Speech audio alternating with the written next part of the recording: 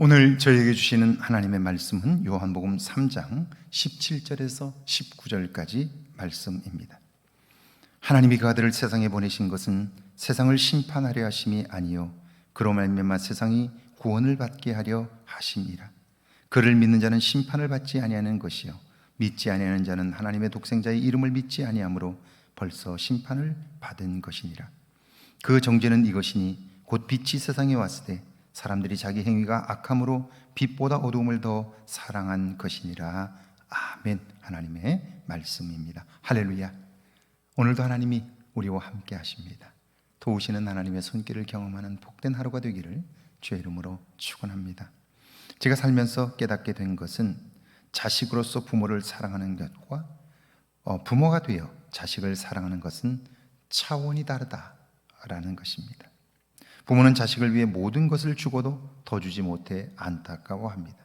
그런데 자식의 부모 사랑은 항상 제한적입니다. 자신의 삶이 먼저고 부모는 나중입니다. 이것은 동물의 세계를 보아도 그렇습니다. 짐승들도 새끼를 돌보는 어미의 정성은 지극합니다. 그렇다고 그 은혜를 입은 새끼가 성장하여 부모의 은혜를 갚았다는 이야기는 없습니다.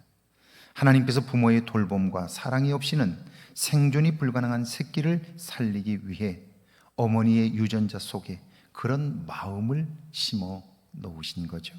17절입니다. 하나님이 그 아들을 세상에 보내신 것은 세상을 심판하려 하심이 아니요 그로 말미암아 세상이 구원을 받게 하려 하심이라. 예수님이 이 땅에 오심으로 선과 악의 기준이 명확해졌습니다. 구약의 제사로 불완전했던 구원의 길이 확고하게 열렸습니다. 그러므로 사람들은 악을 악으로 선을 선으로 볼 줄 아는 안목을 갖게 되었습니다. 구원에 이르는 길을 찾았습니다.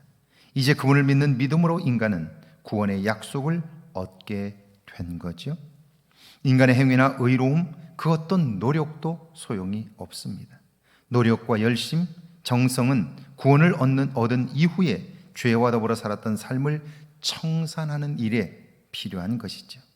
경건한 삶을 훈련하고 죄된 습관과 치열하게 싸우는 일에 절대적으로 요구되는 것입니다. 하나님의 관심으로, 그러므로 우리의 삶의 구원이 하나님의 관심인 거죠. 18절입니다. 그를 믿는 자는 심판을 받지 아니하는 것이요 믿지 아니하는 자는 하나님의 독생자의 이름을 믿지 아니하므로 벌써 심판을 받은 것이니라. 그를 믿는 자, 자신의 죄악된 삶을 고백하고 예수를 구원자로 믿는 믿음으로만 구원을 얻는다는 사실을 믿는 사람은 심판을 받지 않습니다. 그러므로 예수님을 구원자로 믿지 않는 사람은 이미 심판을 받은 거예요. 구원에 이르지 못하기 때문이지요. 그렇다면 성경이 말씀하는 구원이 무엇입니까? 구원이란 모든 묶인 것으로부터 자유롭게 되는 거예요. 사실 우리의 삶을 엉망으로 만드는 것은 우리 안에 묶여 있는 것들입니다. 사람들은 죽음에 묶여 있습니다. 그런데 예수를 구원자로 믿는 순간 영생을 얻습니다. 사람들은 편견과 아집, 독선과 미움, 열등감에 묶여 있습니다. 질병에 묶여 있기도 하죠. 이런 것들이 삶을 무너지게 만드는데 예수님을 구원자로 믿는 순간 이런 묶인 것들로부터 자유하게 됩니다. 자, 만약 이것으로부터 자유하지 못한다면 어떨까요? 19절입니다. 그 정죄는 이것이니 곧 빛이 세상에 왔을 때 사람들이 자기 행위가 악함으로 빛보다 어둠을 더 사랑한 것이니라. 예수 없는 삶, 그것은 어둠을 더 사랑하는 삶입니다. 죄와 더불어 먹고 마시는 삶이지요. 삶은 엉망이 되고 소망 없는 삶을 살게 되는 거예요. 지금까지 살아오면서 참 많은 사람들을 만났어요. 그런데 대부분의 사람들이 자기가 목적하는 것, 그것만 이루면 행복할 거라고 생각해요. 그게 때로는 돈일 수 있고 때로는 그게 성공일 수 있고 그게 출세일 수도 있습니다. 어떤 부모는 자식을 그 성공의 기준으로 삼는 분들도 있지요. 그런데 그분들이 자신들이 목적한 것을 이루면 과연 행복할까요? 삶이 만족할까요? 아닙니다. 그것으로는 결코 채워지지 않을 만큼 하나님은 우리 존재를 크게 만드셨어요. 그러니까 인간이란 죄와 더불어 사는 한 그의 삶에 만족함이 없는 거예요.